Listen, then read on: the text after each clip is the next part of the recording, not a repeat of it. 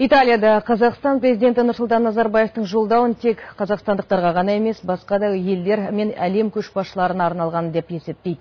2050 жылға дейінгі даму стратегиясы қамтылған бұл жолдаудың басты ерекшелігі жаһандық диалогқа жол ашу деп санайды сарапшылар.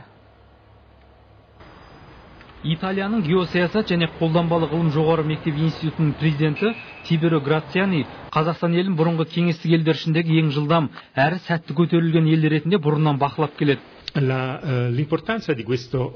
Назарбаевтың жолдауынан түсінгенім, Қазақстан әлемге өз есігін айқара ашады. Бұл дегеніміз технологиялық даму, модернизация, инновацияның бәрі ақш, Ресей, Қытай, Үндістан және Еуропа елдерімен тең тұру деген сөз. Бұл бағытта Қазақстан инвестиция салуға көп мүмкіндіктер ұсына алады. Қазақстанды әлемге танытар тағы бір маңызды нәрсе мемлекетті көп тілді ету. Қазақ тілі ұлт тілі болса, орыс тілі Ресеймен арадағы тарихи байланысты білдіру, ал ағылшын тілі әлемдік қарым-қатынасқа қажет.